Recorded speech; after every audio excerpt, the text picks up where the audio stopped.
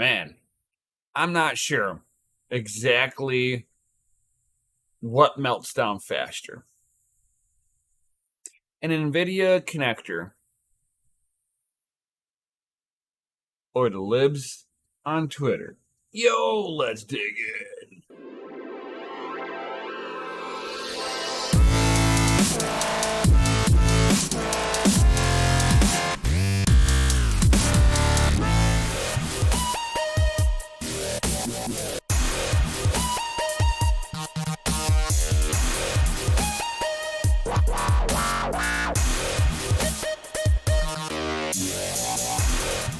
Yo, Crypto Nation and mining family, what's going on? It is an FA Friday. Yo, what's going on? What up, John Jermaine? Tech man, he's like, ha, best tagline ever. You bet, dude. I couldn't resist. Couldn't. It was like the perfect storm of naming. Yes. What's going on, Jason the Tiger Osborne dropping those FAs? Got Crypto Craig in the house with the yo F to the A Friday. What's going on, all you happy hashers out there? Hope everybody's doing amazing on this Friday. You know what's awesome about Friday? It's the weekend. And most people have at least one of those days off. If you're unfortunate not to have it, man, that sucks. But for everybody else, I've been in that situation where I didn't have the weekends off and I had to work during the weekends because my weekends were in the middle of the week. Really odd days. But one thing I did like about midweek day offs, all the businesses are open. You can fucking do everything. Yes, I love that shit. I absolutely love it because I feel like if I get a weekday day off, I get way more done for myself while I was working. It sucked that, you don't get to have fun with your homies, but when it comes down to getting shit done, man, weekday days off, man, that is the best way to go. And it stops you from spending gobs of fucking money. It's like, I am working at the mine this evening. Glad I have Bluetooth ear protection to tune in. You know it, dude. Man, I totally understand that one, dude. Fucking being at the facility. Good God, that is so loud. You get the humming sound of Delta fans at over 3,000 RPMs. Whee! I mean, I'm cool with white noise, but man, this has like a high-pitched whistle to it that it's like none other, and you don't want to listen to it for long periods of time. I had it in my house, and you don't notice that you have this constant ringing in your ears till you leave the house, and it's like your ears take like an hour to fucking calm down. It's like, holy cow. But yeah, if you ever get up to scale, people, hearing protection is a must. I don't care if you're like, oh, it's not that bad. Oh, it's not bad. Bro, hearing protection either way. I'm walking around the facility with at least my earbuds in. If I get a little bit louder with that stuff, like once I put in more Bitcoin ASICs into the facility, it'll go from earbuds to my gun range muffs. Stupid cats. Stop shedding in the most obscure spots. I just put these in there when I got back. I brought these down to the facility with me, just in case my ears started getting aggravated. I've got many years of setting up subwoofers, so I've already got tinnitus in my ears, the constant ringing. Actually, I get like little clicking and ringing at certain frequencies, and there's other frequencies I don't even hear. So even though I might not hear the sounds that are damaging to your ears, these are my gun range earmuffs. These are my grinding earmuffs, my gun range earmuffs. Yo, what up, mine and huddle? He's like, after 2 to 3 hours, I have to get out for a bit, even with protection. Yeah, Yeah, you want to give yourself a little bit of a protection, but there are better hearing protection than others. This one is from 3M. God, I think that these ones are good to 160 decibels. The whole inside of this is all like padding in here. So this is like, I think these were the ones that were good for 160 decibels because it had to be able to withstand grinding.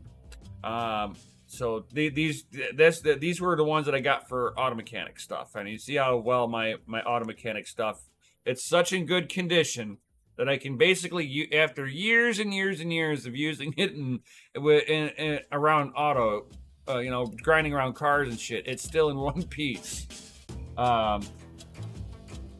It's like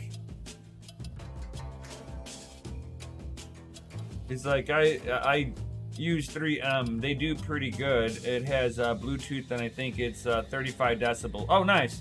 I know which ones you got then. I know which ones you got. Those are pretty good ones. These are just the ones that they use for automotive. And I fucking use it anywhere. Like when I'm at the gun range, all I hear is a little pop. It's like all I hear is the bass, more of the bass off of like a 9mm with these. All the high end is like gone with these. I love them.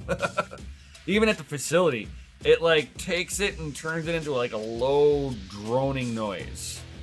It's like they're good up to like these ones are good up to 160 decibels.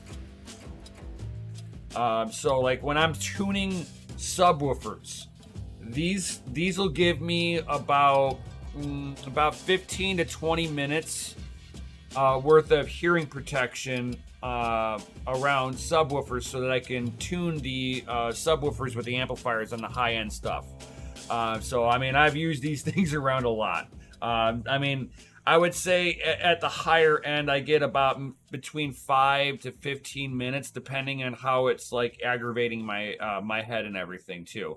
Higher end noises, people don't realize it, but even having your mouth open will resonate it into your ears too. So if you have like allergies or something like that going on, it'll cause you to have your mouth open, and it'll get you. People don't realize that your whole head is like a resonation. So if you open it up to the depths to resonate from within inside, hearing protection ain't gonna do you no good. Like, I don't know, I mined underground, and one loud item is a sponge pump running. Bull hose at 125 psi louder. Hey, what up, Boris? He's like, you again? Damn, dude, man, you just cranking videos out, man. In the morning, I work out. It's kind of like a little hangout spot. Glad to have you here, my man. Glad to have you here. But yeah, it's like louder is a quick rock drill with 4 Ingersoll Ram hammers drilling at the same time. Woo! Yeah. At that point, I would be doing earplugs with these, with a rock drill. That would give me more, but again, I don't even know how long you're really supposed to be at that without a break in between. Because like even with as much hearing protection around jackhammers and stuff, man, you can only go for so long. I'm formerly in the termite industry using jackhammers and concrete coring. Holy cow! Oh yeah, so you know what you guys know about hearing protection more than I do.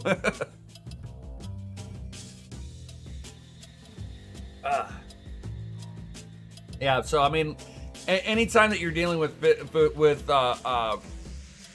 noise above 90 decibels or higher, I don't care if it's not aggravating you or not, hearing protection by any means necessary. I don't care if you gotta walk around like la la la la la, you know.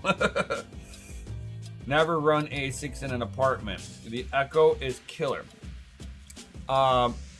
You can run ASICs in an apartment, you got to put wall treatment up. You can either, what I like to do is take thick fabric and, is it called waffling? I forget what the hell they freaking call it, but where you sit there and you let it kind of, let the material like zigzag, and you hang it from the ceiling, and it's wall treatment, and all the peaks and all the valleys will trap the sound waves in there and really deaden it on the outside. There are many, many, many, many, many ways. I used to do, I'm a drummer. So I over the years have figured out how not to annoy people, by even as much as going through and getting egg cartons. I know it sounds weird, but egg cartons really work great for trapping sound and really deadening it. I've helped set up some really low budget recording studios back in high school, guys. So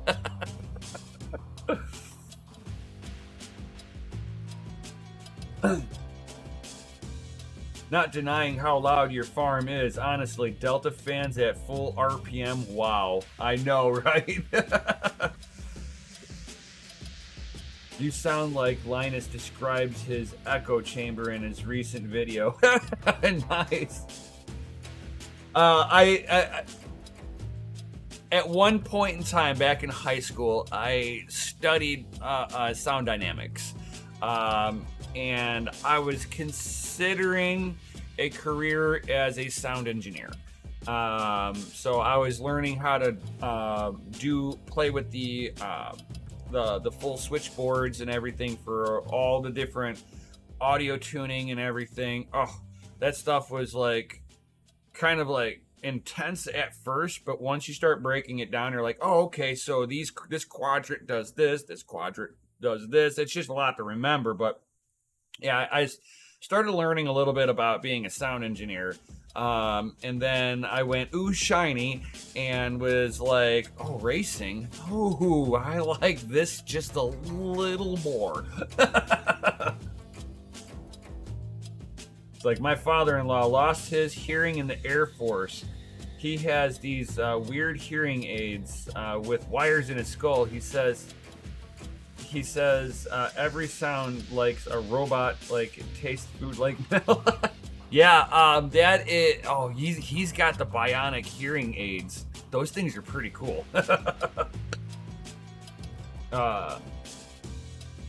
Crypto Crag. He's like, try being in a container with 350 ASICs going. It registers about 60 decibels, 125 feet away.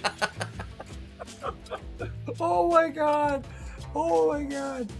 Yeah, I used to do what they call DB drag racing. So what DB drag racing is, you put subwoofers into a vehicle, and you see how loud you can get it to go. My best with two subwoofers,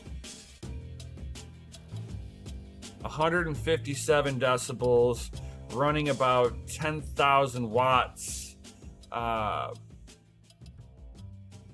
A really special alternator that would output 250 amps while the engine was idling. If I revved it up, it had a 600 amp output max. I had 5 batteries in the thing, capacitors up the yin-yang, cap cells in there. I had it going. I mean, I broke my front windshield with 2 speakers. Yeah, I broke my windshield. I had a nasty crack on the windshield. The first time I decided to really like let it loose. I had it all in that was the 94 Bonneville I had it in. That poor curved glass on that front windshield never stood a chance. You would actually watch my doors ripple and shit like that. But Anyway, let's get into some of that crypto and news, guys. Let's get into that. I could sit here and talk cars all day long, guys. I'm an early car customizer. So for my area, like I used to set up stuff for people doing competitions, dropping LED kits in there, underglow kits, I mean, just like you name it, I was putting it onto these vehicles all day long, like fake turbo blow off kits just for the effects of it. Air ride systems, hydraulic systems, subwoofers that like were 15 subwoofers in a car with a customized box I built inside the car. Everything was assembled in the car, cutting up the whole car just to fit the box into it the way we needed it to be. I have done some crazy stuff in my day, and yeah, I've played in the realm of a few guys winning 3rd and 2nd place in the country with DB drag racing, all of which have been beat by now with the onset of a little bit better efficiency on the hardware, a little better efficiency on knowing how to seal a car up really efficiently. So, I mean, like some of the stuff we weren't even looking at. We were just blowing out windows and shit like that, popping moonroofs off and blowing out fucking sunroofs. I mean, we're talking literally popping the glass off the top of the car. That's usually the one that took a hit. If you had a moonroof or a sunroof, that fucker was toast. After putting in a good system in there, it either leaked on you or you would blow them out. So I had that in my Pontiac Grand Prix GT. I had an issue with keeping bass in there because of my between the way that Pontiac did their trunk and that damn fucking that sunroof. If I didn't have that sunroof in there, I can get an extra 10 decibels. I was losing a lot of seal pressure because of that upper glass, and then the only thing I could do was bolt the back deck lid down to keep the trunk closed. I broke the trunk lid right where the mounting brackets are for the latch. So I mean, my next thing was like basically bolting everything down in place just to make sure I can keep everything in there, and I'm doing everything with just 2 speakers. I was like, what everybody can do with 4, 6 speakers, I want to do with 2. And I was pretty much doing that. I mean, I was like one of the few weirdos that was dominating in a 2-speaker category.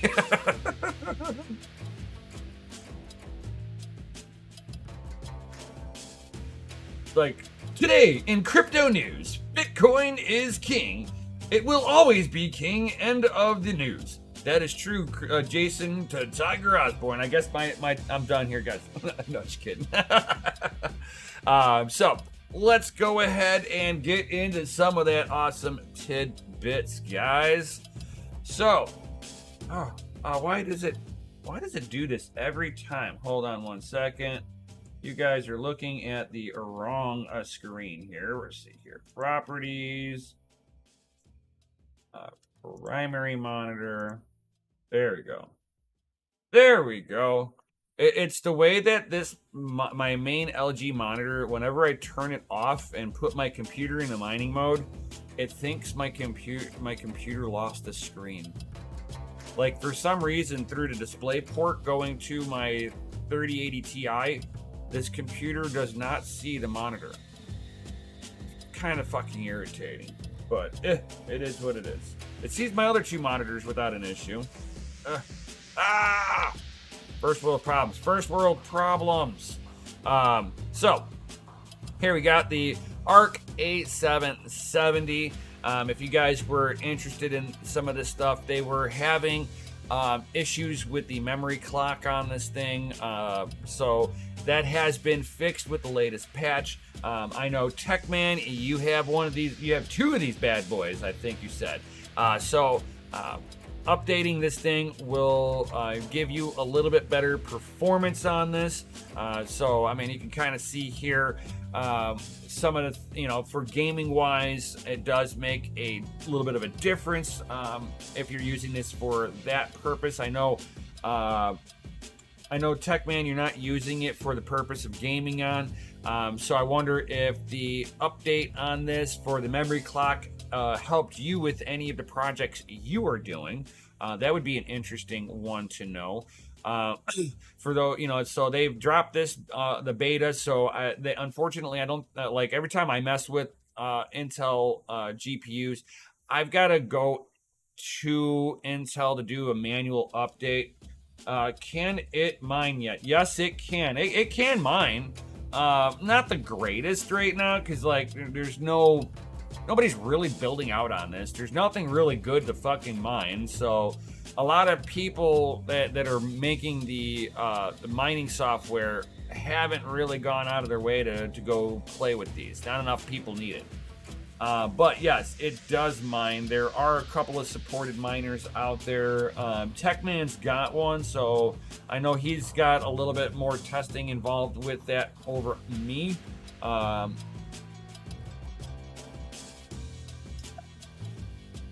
But I'd be curious myself to know, with the newer drivers in there, does it mine better?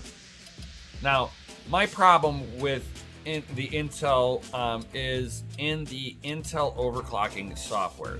So their software, I hate how it does like this intrusive overlay on it that you can't minimize as its own little window. But I can sit there and get past that if their overclocking tool actually worked the way that I would want it to work.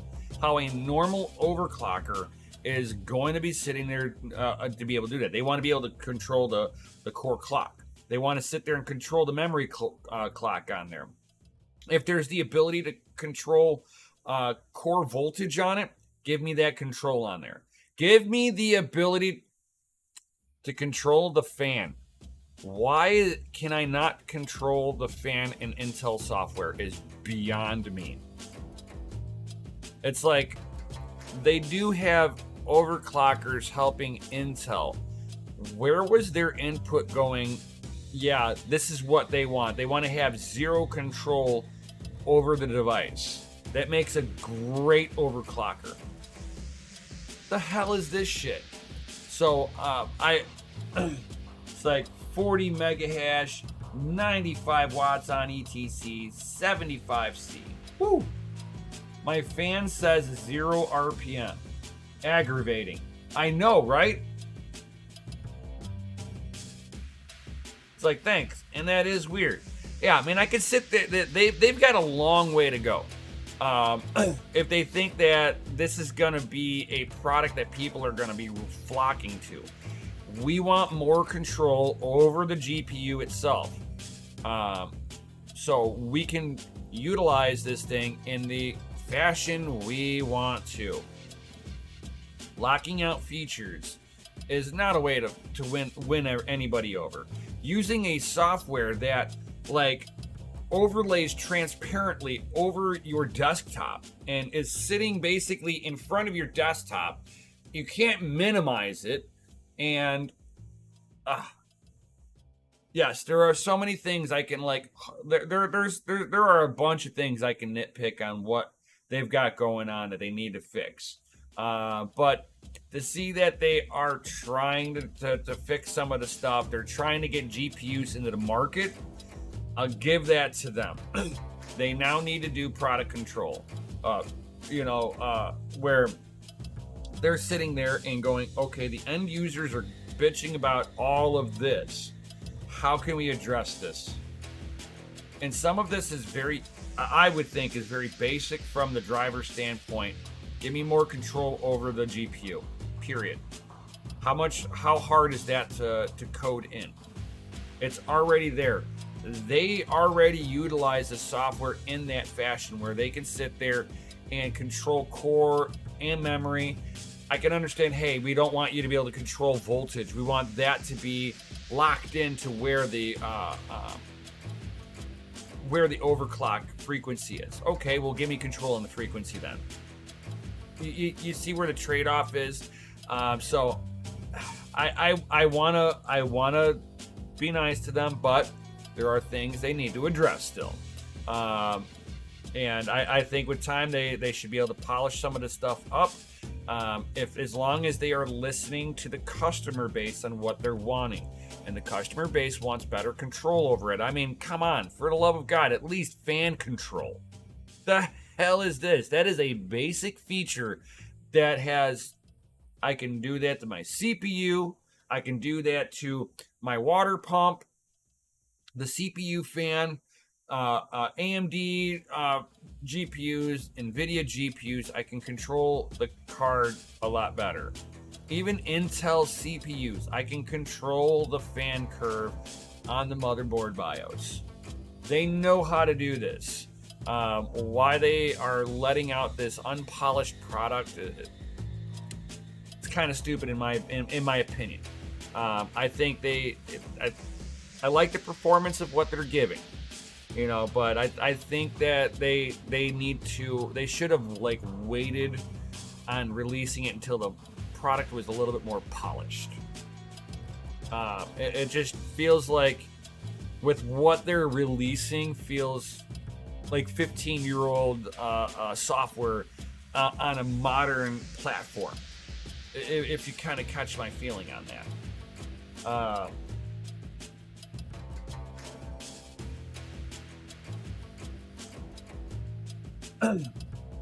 He's like stock at 190 watts. Oh God, that is horrible. That is horrible. You want to know what else is horrible? Yep. So digging into this a little more and kind of understanding what was really going on here. There are people who have already got the down low on what was going on with this. I would like to know, and it's, you know, Nvidia is going, well, you know, it's how you're bending it. You should not be, it should not have a single bend for 35 centimeters. Most people's cases can't handle that. And Nvidia wants to use this ridiculous connector because they want to use this stupid looking PCB. And they're trying to force this standard on all the AIB partners who would do better with 3 or 4 8-pin connectors. I mean, I'd rather just see 8-pin connectors. Let me cable manage 8-pin connectors together. Send that over to my power supply. Call it a day. You know, at least I'm utilizing more thicker gauge wires going into a connector area. So Nvidia had a bunch of things they did wrong with this, and they figured that this here was the solution. Basically, somebody sat there and 3D printed this up. I fucking love it. But they figured this was your solution. You know, try to make sure that it could not possibly bend for 35 centimeters. Fuck that. This is uglier than shit. Who's got a case that's going to be able to fit this in there? If I were to look at my case, I don't even think I could fit that into my current case.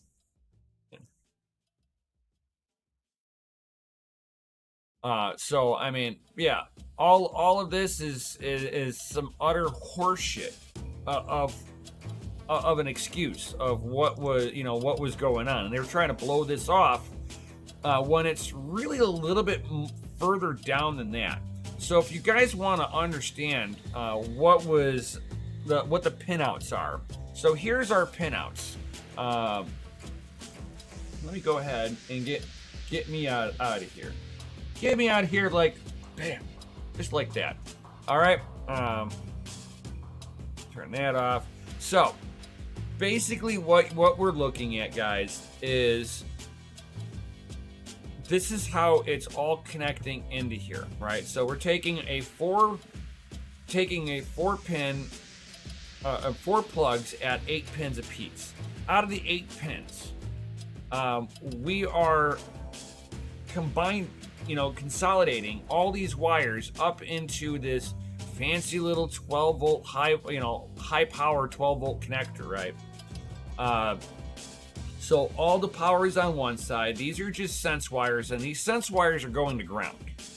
So if something happens on the power side and nothing happens on ground side, the connector in the GPU does not realize that there is an issue on power and that it no longer has the available power on tap at this point, right? The connector is now broken away. It's not like there's anything short circuiting. You're not arcing. 12 volts won't arc. Yes, you can shoot sparks off. And that's just a mirror of getting something hot enough and it's shifting. That is a different process than something arcing. Arcing means that it does an air gap. 12 volts at the amperage that's being given out at a power supply is not enough to sit there and cause short circuiting. So through this connector, it is not short circuiting, guys. That is not the issue with what was going on here. So here is a good picture. It's like they dropped the ball. They really dropped the ball. Oh yeah. Think about how many sold versus the how many burned.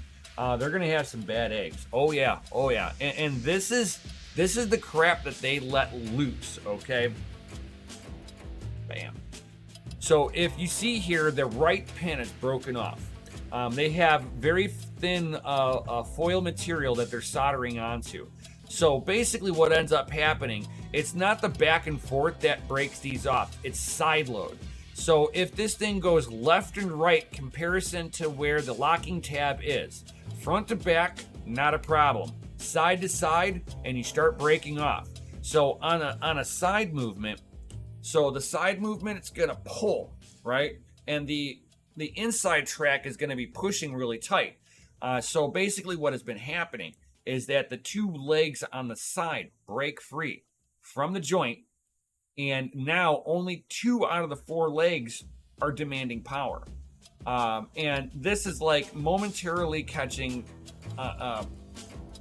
connecting and disconnecting, connecting and disconnecting. Well, anytime that you have a weak connection, you start creating resistance within that connection. As soon as you start increasing your resistance really high, what ends up happening, high resistance creates heat. So in essence, basically what you end up start seeing here is melted out pin sections, just like this.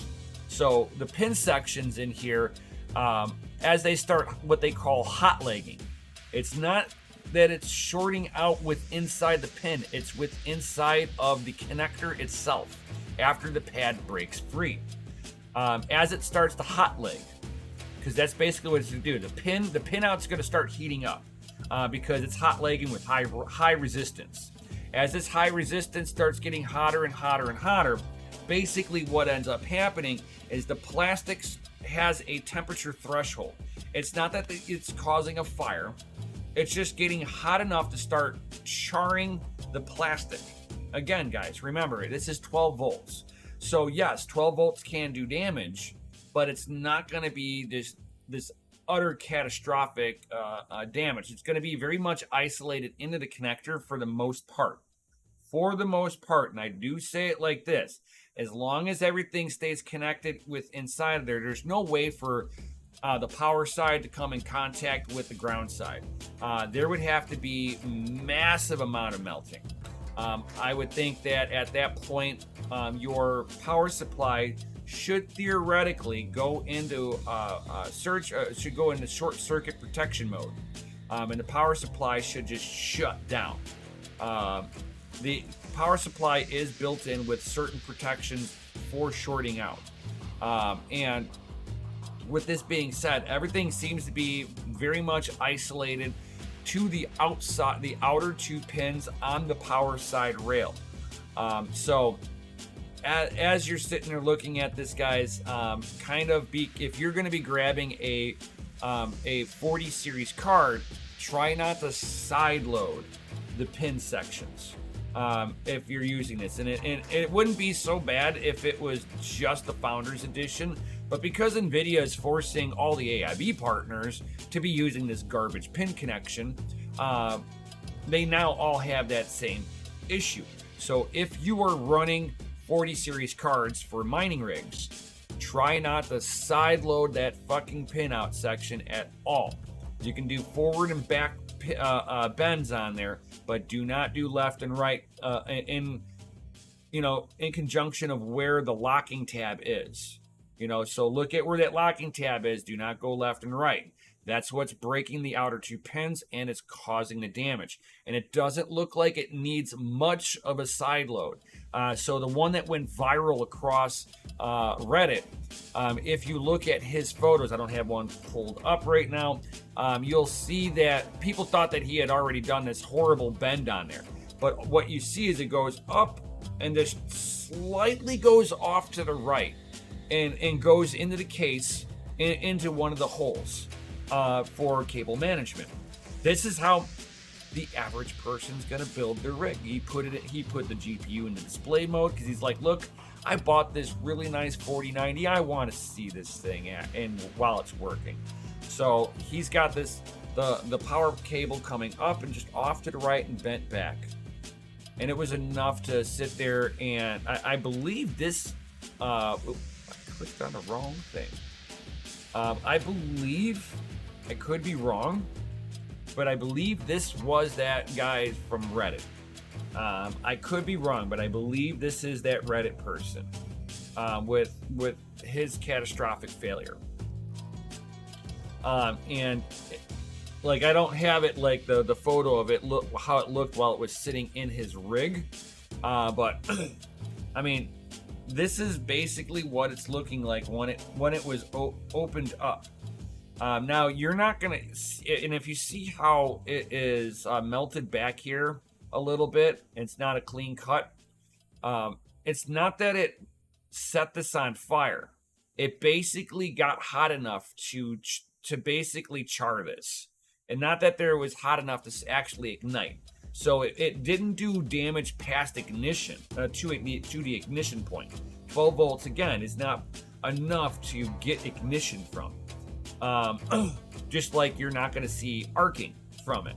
But it looks like some of these batches really just had some like shit fucking solder jobs on them.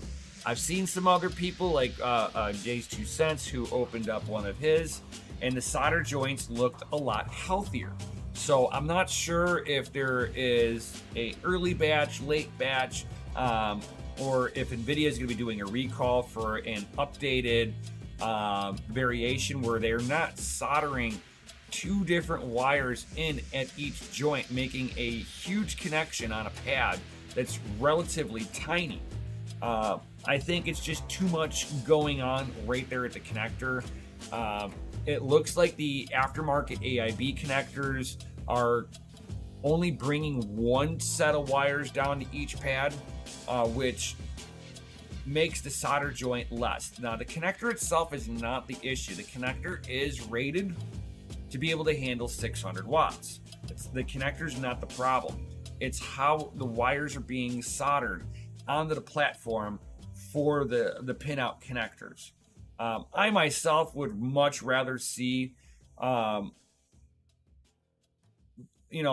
8-pin connectors myself. I would much rather see that than see this junk that they're doing right now. But thankfully, AMD's like, nope, we're not doing that. We're not going down that route. Yeah, we're not going to be responsible for RMAs that is now going to assume. Now, I do like the idea of what Nvidia's response was to this. So Nvidia's like, go ahead. Anybody that can show that their connector burnt up, that Nvidia not only says we authorize the full RMA of those GPUs, no questions asked, and they want them all sent back to Nvidia directly because they want to basically sit there and analyze all the failures, which is a great response to internally go, hey, bring everything back into home base. We need to look at everything that failed. We need to figure out why it failed, and is it batch specific?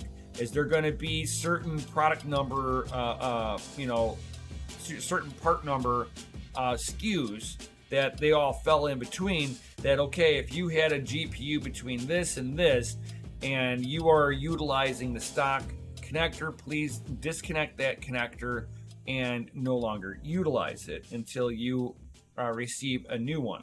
And go ahead and just fill out paperwork, and they'll send you a new connector.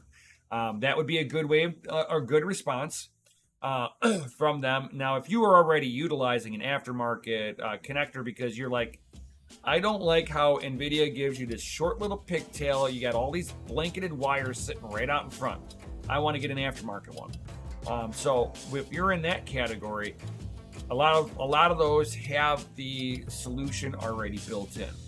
I'm hoping that Nvidia just does a recall on these connectors and then just upgrades them by putting a nice thicker wire going down to the connector, and then putting in the actual solder joint that bridges the two wires into one a little bit further away from the connector, just to assure that the connector has a better solder joint overall.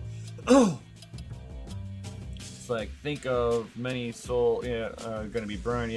What the heck kind of connection is that on the GPU? It looks nasty. I know. I understand what they were doing. They're trying to set a new standard for a higher voltage connector, and they wanted to be able to do this on the Founders Edition board because they didn't want to put a bigger board on there. They wanted to have that goofy little cutout board. So they had to use a smaller connector, because if they went to a 3 to 4 8-pin connector, they would have had to have changed the PCB. Now, subsequently, you might think, well, wait a minute here. They used those on the 3090 Ti's. Why wasn't there an issue with those? Great question. So, they actually didn't solder it the same way. The way that they sat there and it was like a better connector. The solder joint was way better. What they were soldered to was a better connector. So it almost looks like they either switched vendors, or the vendors switched vendors of where they were getting the connectors to try to cut production costs down. So somewhere down the line, somebody dropped the ball big time. So somebody cut corners somewhere. I'm telling you that right now.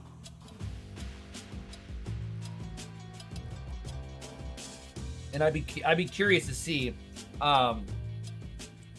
what gauge wire is that. What gauge is that wire connection? The connection is. So here's a funny thing that most people don't know about electricity, right? Gauge only makes a difference, and I cannot iterate this anymore.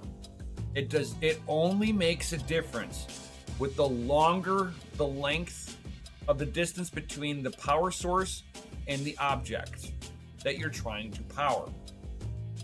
So as you sit there and lengthen a wire, the same voltage and amperage will cause the gauge of wire to increase, to be able to accommodate the power load. So think of it this way.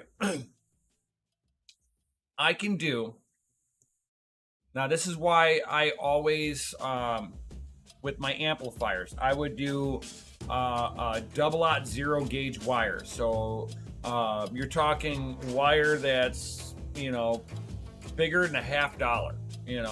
You're almost talking almost 2 inches. Of diameter of power wire, going and feeding into my stereo system, right? 12 volts. So I'm playing on the same field, 12 volts, but I'm flowing more amperage. That's the difference. I'm flowing a minimum of 250 amps. So with my longer distance, I have to have that 250 amps. Now, so whenever it came down to my grounds, because I grounded within 6 inches of the amplifier, I can ground with 4 gauge wire because my run was under 12 inches. 4 gauge wire can handle 300 amps under 12 inches. Subsequently going from the amplifier to my power source. My power source was a little further away. Now, if I was able to get my power source closer to the amplifier input was only 4 gauge. So what I would do is I would get a wire adapter for my amplifier, and I would use 0 gauge, 3/4 of an inch wire, going from my power source to the amplifier. Because I was over, I was like 2.5 feet. That kind of amperage, I needed a thicker gauge wire. So, with that being said, the connector itself, being teeny tiny little pinouts, is not the problem. You can eliminate the connector out of this problem. The problem is before the connector. It's how Nvidia chose, or the company who produced the wires for Nvidia chose to attach the wires at the connector.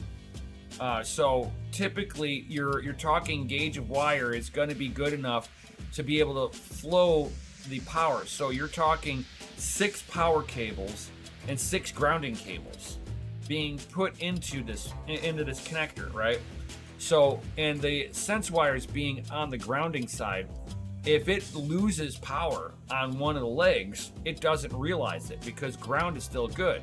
So it's still going to ask for that 600 watts, and it's just going to hot leg everything out. You can do this inside of amplifiers. You can do this while setting up stereo equipment.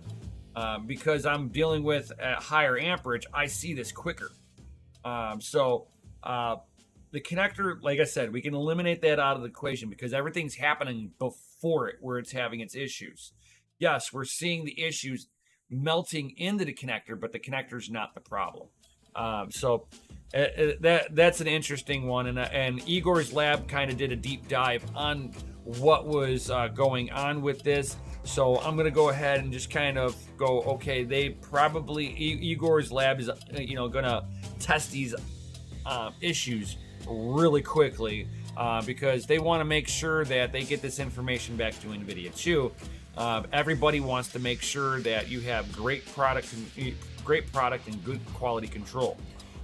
This might be something from this might have been something not directly from Nvidia. So we'll have to see as more information comes out, but Nvidia's response to this is good. That they're like, hey, just warranty it out, but send it to us. We want to know what's up. So I don't know if Nvidia is manufacturing the cables themselves. I would doubt it, but it could be. We'll have to see on that one, right? And then, of course, on the other side of it, if you guys have been living underneath a rock, Elon Musk has finalized ownership over the Twitter.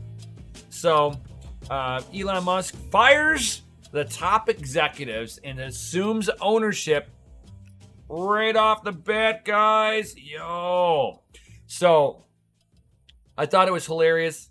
I mean, Elon Musk comes out with a little dad joke, walks into the headquarters of Twitter with a sink in hand. He's like, I just bought Twitter. Let that sink in. Yeah, I know. Terrible dad joke from him, but whatever. He goes in and fires the CEO, Parag Agrawal. I'm not sure if I just butchered his name.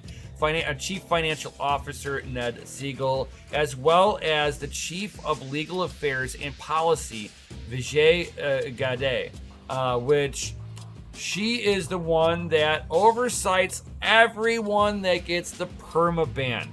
They get perma-banned because of her. She's also the one that perma-banned Trump while he was the president. Let that sink in. But bump. All puns intended.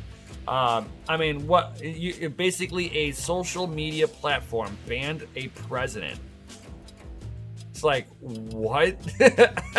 Just because they don't agree with what he said? What? That is ridiculous. Trump doesn't say that he's going to come back onto the platform. He's like, I'm on Truth Social. He's like, that's where I'm going to be. So, but I think that if Trump reinstates, if Trump is reinstated back up onto Twitter, it would almost be in his best interest to also be on that platform, in my opinion. Not that he's got to. I mean, he might just be like, you know what? No, just on principle alone, I'm not going to, which is fine. But I think that if Elon Musk does reinstate him, that it would be in his best interest, especially for campaigning. Because a lot of people utilize Twitter as like the town hall. And Twitter going through and permanently silencing people's voices in the town hall just because they didn't like something that they had stated. Like myself, I'm permanently banned on there. Why? Because I responded inappropriately to a article, not to any one person, but I to their rules and regulations. It's like, are you kidding me? For basically sitting there and stating an opinion. It wasn't a call of violence of any sort. It was my opinion. And I basically got perma-banned. I knew it was going to happen eventually. Whenever I started watching especially when I saw Trump get banned, I was like, oh, it's just a matter of when.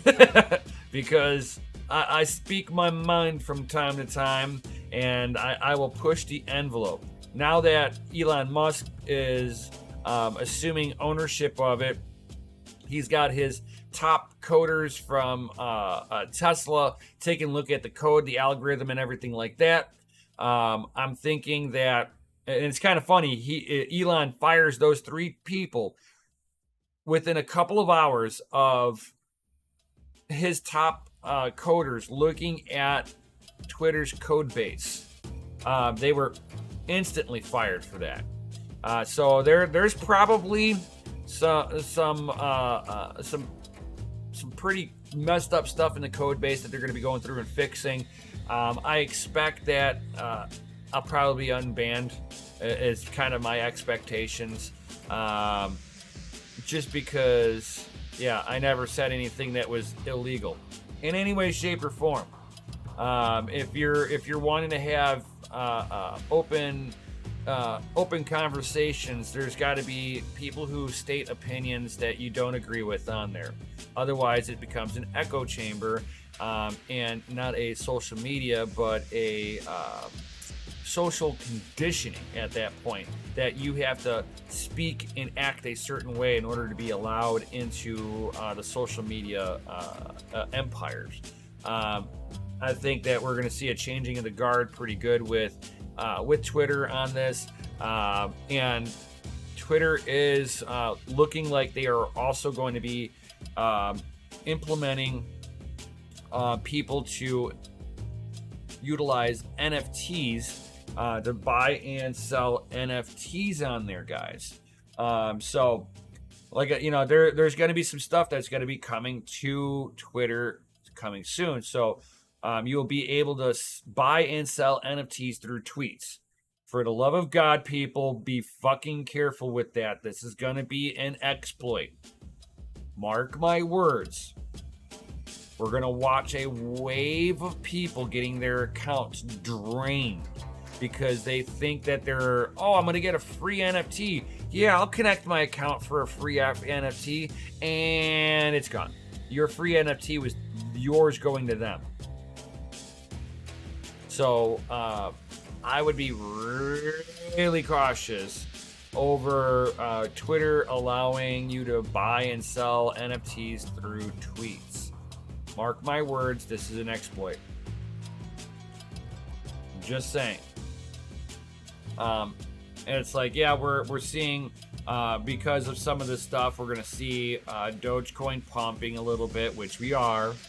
I don't think we're going to see Doge to $1 bullshit. We are still in a bear market. Just saying. Nothing's really changing on there. Although it looks like Bitcoin seems to have found that floor level of between $18,000 and $21,000, which, again, it falls within my dynamic range of where I think Bitcoin should be sitting at for a core value. Anything above it, too far is in overbought territory. Anything too far below at this point is oversold. I think where we're trading at as of recently, as boring as it looks, I think it's in a good position. That's just me. But getting back to, I think we're going to see more integration of crypto and Twitter with Elon Musk coming on board with this. There is a big crypto community on Twitter that has been asking for a place where they can do commerce in one spot. If Elon's smart, he will integrate this through, especially if he takes the company private. Yo, what up, droid guy? It's like, funny, Elon created PayPal. Yeah, he created PayPal before PayPal turned into the enemy. So this is going to be the first time that Elon's trying to take something that's bad for the community and turning it into something good. I'm hoping that's something that he's going to do, but we know that the government is going to try to stop him from basically creating a free speech arena. Now, I don't think that, the free speech should also include child pornography. That's going to get censored, okay? If it's illegal, it's going to get censored. So somebody sitting there going, even joking about, sending a lynching party to somebody could be a bannable offense. I understand this. But if you're just sitting there and expressing an opinion, no, you shouldn't get permanently banned because you had an opinion. No, you shouldn't get permanently banned because you stated something that, hey, let me put you in timeout for a little longer. If somebody really fucks up on there, maybe a 1-year timeout. But not an outright perma ban, right? Because you're basically stating when you permanently ban somebody and tell them good luck, that means you're stating that they are incapable of changing their mindset. And that's something that I think Elon Musk is going to be bringing to Twitter, is the idea that people are allowed to have an opinion. They're allowed to state stuff that you don't like, and no, they don't have the right to be removed. You have the right to block them. You have the right to not see that kind of speech. So you can sit there and be the adults in the room and choose not to look at that stuff. What's so hard about being the adult in the room? You don't need your dad to sit there and yell at everybody else when you have the ability to not look at it. It's like, I think it's a good idea to have a conduct board to handle these types of items, so no one person is responsible. Exactly. It's like, I can understand, hey, we don't condone this type of speech, but, it's like to sit there and go, hey, we don't condone this type of speech. You're no longer allowed to use our platform ever again because you said hate speech we don't like. I think that people do learn. I think people do change. A lot of stuff happens within 2 months, 3 months, a year. Some people don't learn.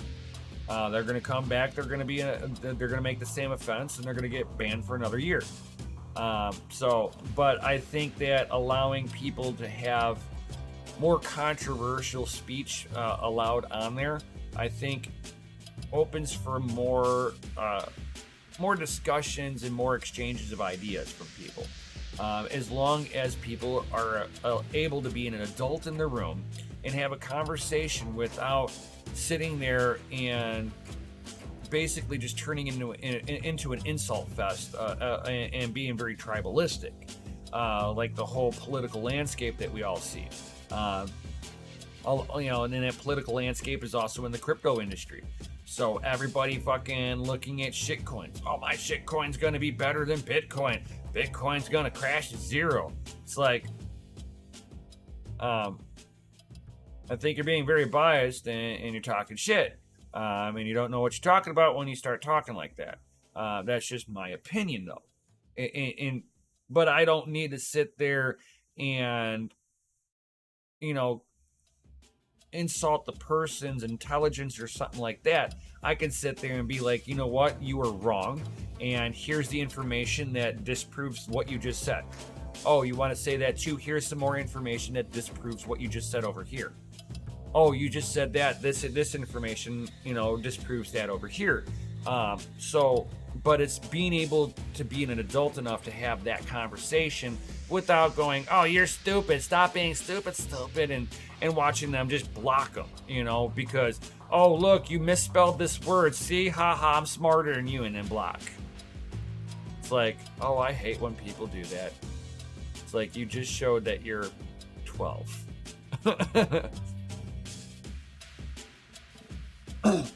Like, hey, what up, Sonia? It's like, I can't mine any coins because my mining board has shit itself. DOA. I heard something about that. That sucks, bro. Hopefully you can get a new board, and hopefully the CPU is okay, and it's just the MOBO that took that's like no mo. Hopefully you can just transfer everything over onto a new board. Hopefully the board that you're looking for is not an arm and a leg. It's like, oh, I made it. Last 10 minutes, right? He's like, Elon Twitter stuff. I see. Yeah, we're just kind of doing some recap stuff. I mean, because people got to remember that Twitter kind of became like this town hall center for crypto community. Fucking Facebook kicked most people that are crypto related off the platform. And Twitter was the next best thing that was around. So a lot of people went right over to Twitter whenever Facebook was banning all the crypto stuff.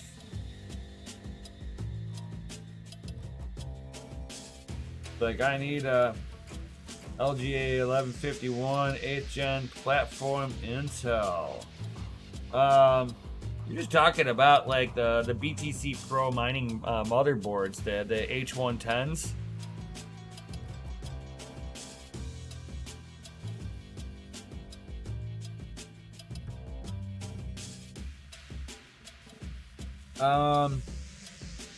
No, I don't think that Google will will sell that to him, and I think that there'll be so many people that would be up in arms about him owning YouTube and Twitter. I think the SEC would come down on him and they would make up a new rule just to come after him. And if they don't make up a new rule, they'll help Congress make up that rule for him. So I think that he would change the landscape of how the wealthiest people in the world can conduct business. But we'll have to see how good what he does with Twitter overall. I think that'll tell us the landscape of what's going on. But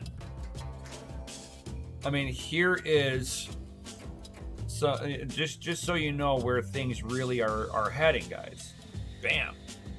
Binance wired $500 million to back Musk's Twitter takeover. That should tell you guys a lot right there. That CZ himself is backing Elon Musk. So I think that they're going to be bringing in a lot of free speech back into the platform that has been censored for a very long time. People that have been banned, it's like, I would like to see the OG meme lords get let back on because they got banned for memeing. Because their memes were so mean. It was kind of bullshit. Like, a lot of people got banned for posting memes. People getting banned for saying stuff that they didn't like, or just being shadow banned on Twitter. And like myself, I was majorly shadow banned.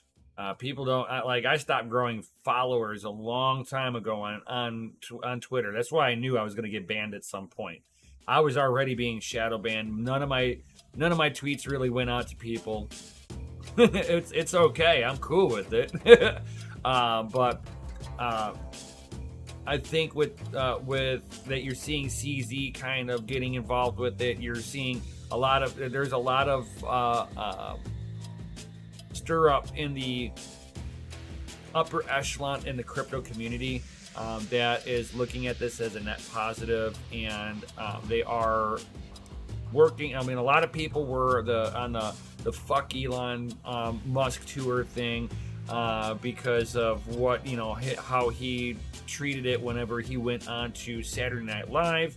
But I think that was just a whole bunch of people being upset that they lost money on the short term. This is why we tell people not to get into shit coins. But seeing that there are multimillionaires that are backing up Elon Musk with the whole Twitter deal gives me a little bit of hope that we are looking at free speech being brought back to the platform. And I'm not talking open speech. We're not talking, a call to arms type of free speech. I'm thinking at least, hey, if you state an opinion, even if it's a fucked up opinion, you should be able to state it. So I'm kind of looking at it as like, if I get unbanned on Twitter myself, then I know that the free speech is coming to Twitter. So I'm trying.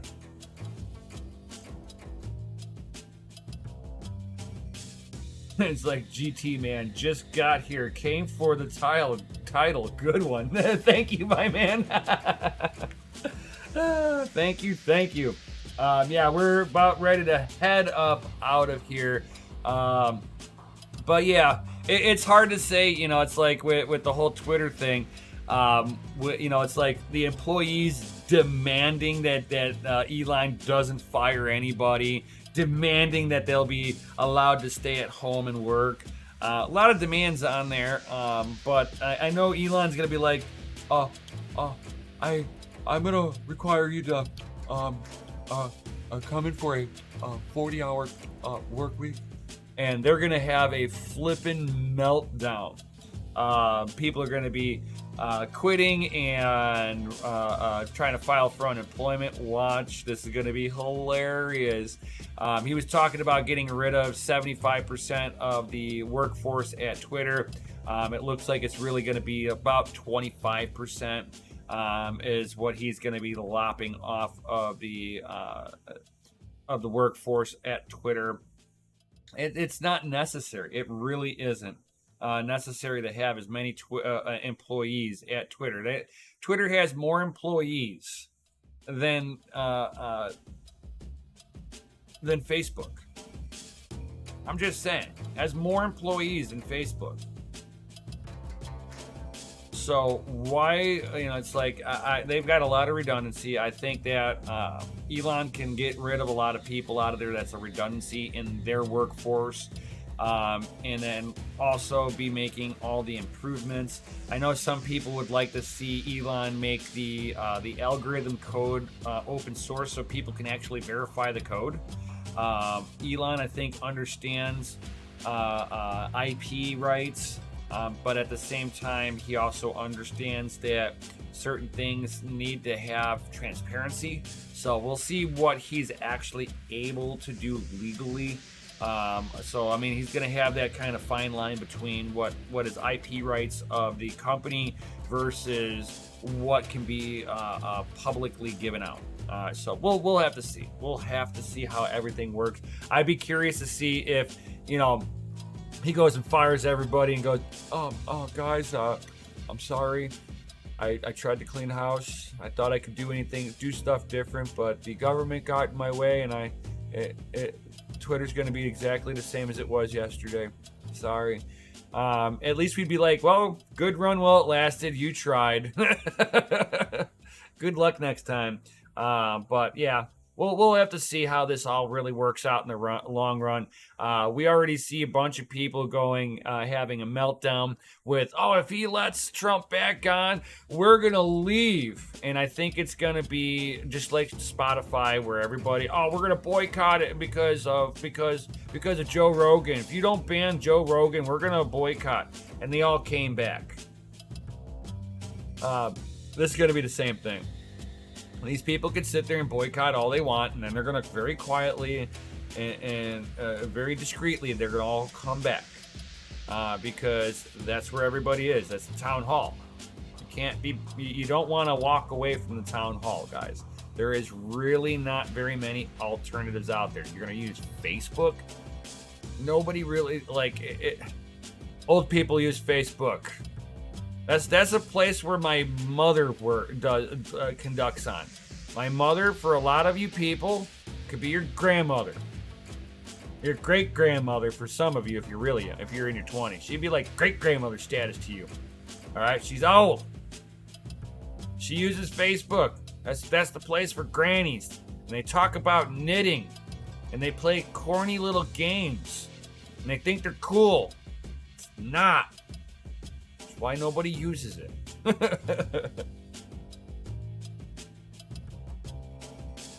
So, yeah. We'll have to see how Nvidia handles their plug issue. Do they issue a full recall on their plugs? Do all the libs on Twitter have a full meltdown and quietly very loudly walk off like a 12-year-old? We're never gonna use it, and then they put their head down and quietly come back. Hey guys, hey. I never really left. How's it going, guys? Yeah. We're gonna see which one has the bigger meltdown for longer. Great. GGG MILF. Yeah. Super G MILF. What up, Fudweiser? It's like I would like to see Nemesis mine cryptocurrency using dial-up. Oh, fuck that. No way. I wouldn't even try. It could be done, but no. I'm not doing that.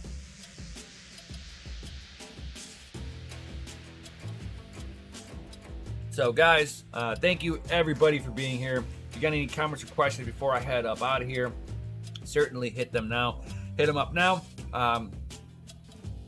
If you haven't done so already, smash that lizardy like button, subscribe, hit the bell notification, share this out on your favorite social media, because I'm not on any of them right now.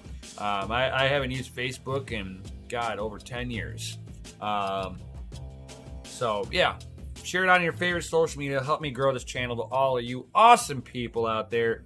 Glad to have everybody here, even GT Man coming in for the title. I love making like little snappy little titles. Not so much clickbait, but I like to put my little humor into it. I'm glad you like it. Even my thumbnail's awesome. Bitcoin to the moon, yeah. Guys, drop FA in the Chizity chat too, because all of you guys are rated F for fucking awesome. Yo! If you are new here and you'd like to be part of the community, links down below. Discord, it's free to join, guys. 100% free, great community. Everybody over there loves to help out. We're we're gamers, we're nerds, you name it. We've got a full plethora of people out there. You love cars and crypto, you're on my page. If you would like to help out this channel a little bit, I do have Patreon links down below where you can join. I got 3 little tiers. One's more like a tip tier, and then I've got the little hashers tier, and then I got the pseudo hashers tier. There are perks in there. So the little hasher and the pseudo hasher tier, I will be uploading this weekend. If you utilize XM rig for CPU mining, I can help you have a dev free, so no more dev fee on your miner for your small little garden. So if you'd like to join the Patreon for that, certainly do that. Links down below. If you want to have your gear hosted at the family mine, guys, and you want VIP access, you want to get into the pseudo hasher tier, guys, where you will be given VIP access with a few other perks. I can't tell you that perk unless you're in the Patreon. It's going to be one of those, if you know, you know, right? So there are perks that we are giving, that I'm giving away at the higher tier. If you'd like to join in and have your rigs hosted at my facility, where it will be taken well care of. Well care of, and you'll still have full control over your rigs. Now we'll be, it's in a nice clean environment. If you guys haven't caught that, if you're new here, watch the videos that I've posted out for the last week. I've done nothing. I was at the facility all of last week, done a bunch of videos from the mine. So if you are curious to see what a full-scale mine looks like when it's being built from the ground up, check out my videos from last week. I'd love to have you guys check all those out. They were a lot of fun to be making those and being able to work in my facility. It's like, I'm actually really kind of proud of the facility, because not only is it going to help me, but it's going to help all of you hashers out there. So with that being said, guys, you all rock. Peace out. And of course, always stay savage. Yo!